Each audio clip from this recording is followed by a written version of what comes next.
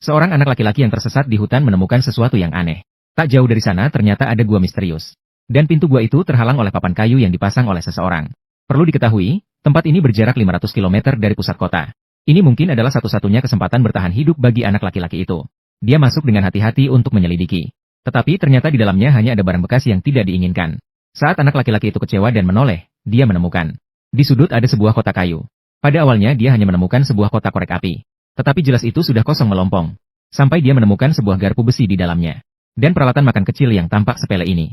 Mungkin bisa memberinya beberapa hari lagi untuk bertahan hidup.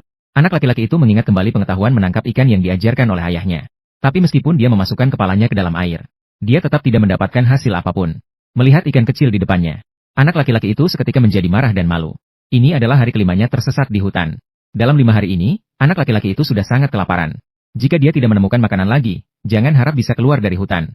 Saat anak laki-laki itu hampir putus asa, melihat matahari terbenam yang tertutup daun, dia tiba-tiba terpikir sesuatu. Dia perlahan melihat ke bajunya. Maka dia menggunakan bajunya sebagai jaring ikan. Benar saja, metode ini berhasil menangkap seekor ikan. Kelihatannya ada peluang untuk menunggu pertolongan. Kemudian, dia menemukan batu api di dalam gua. Namun, setelah mencoba selama setengah jam, dia tetap tidak bisa menyalakan api. Melihat matahari yang hampir terbenam, Jeff membuat sebuah keputusan berani. Daripada kelaparan di tempat terpencil, lebih baik memberikan tantangan berkeringat deras untuk perutnya. Setelah memikirkan beberapa detik, dalam kelaparan, dia tetap mulai makan. Namun, ikan ini sepertinya sulit dimakan. Dia hanya bisa memilih untuk menghancurkannya dengan garpu besi, lalu merobek potongan sashimi. Meski baunya yang menyengat tak tertahankan 10. Tapi bagaimanapun juga, bertahan hidup saat ini adalah masalah utama. Begitulah, menahan bau amis yang membuatnya mual. Jeff akhirnya bisa makan kenyang. Namun, saat dia bangun keesokan harinya, dia mendengar suara di atas kepalanya. Sebuah pesawat melesat pergi. Jeff berteriak minta tolong ke arahnya. Namun, bagaimana mungkin terdengar dari ketinggian? Dan pada saat itu, dia secara tidak sengaja jatuh ke tanah. Hei, kamu mau kemana? Jelas sekali tidak ada yang menjawabnya. Begitulah, dia terbaring di tanah sampai larut malam. Namun, saat hampir putus asa, Jeff pada saat ini mendengar suara petir memenuhi seluruh hutan. Dia menengadah ke langit dalam sepertinya tidak ada kilat. Hingga pandangannya terfokus ke depan baru dia menyadari. Seekor hewan seperti rusa besar dan malaikat muncul di depan matanya. Jeff seketika ketakutan. Tapi dengan cepat, dia berbaring kembali hingga hewan itu seolah melindunginya. Berubah menjadi selimut yang menghangatkan. Keesokan harinya Jeff bangun dari tidur lelapnya. Saat itu dia kembali menghadapi kelaparan. Terpaksa Jeff menemukan jamur. Tapi siapa yang tahu apakah ini beracun atau tidak.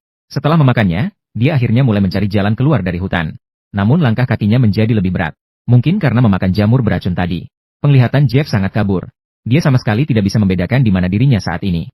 Tetapi dengan keinginan kuat untuk bertahan hidup, Jeff tidak pernah terjatuh. Hingga kemauan kerasnya terguncang. Sebuah tempat tidur tiba-tiba muncul di depannya. Saat itu Jeff sudah tidak bisa membedakan. Hanya menuju ke arah tempat tidur. Hingga akhirnya ia lelah dan berbaring. Dalam kesadarannya yang kabur, Jeff melihat ayahnya. Seolah sedang menyemangatinya untuk jangan menyerah. Semua yang dilihatnya hanyalah ilusi. Akhirnya, ia bangkit kembali dengan kemauan keras yang luar biasa. Tetapi ketika Jeff berdiri lagi, ayahnya lagi-lagi muncul di kejauhan. Ia hanya bisa menyeret tubuh lelahnya terus maju. Hingga mengikuti tuntunan ayahnya ke tepi sungai.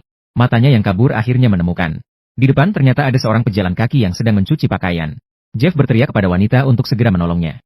Melihat pemandangan ini, wanita itu segera melambaikan tangan ke arah belakangnya. Namun saat itu Jeff sudah sangat kelelahan.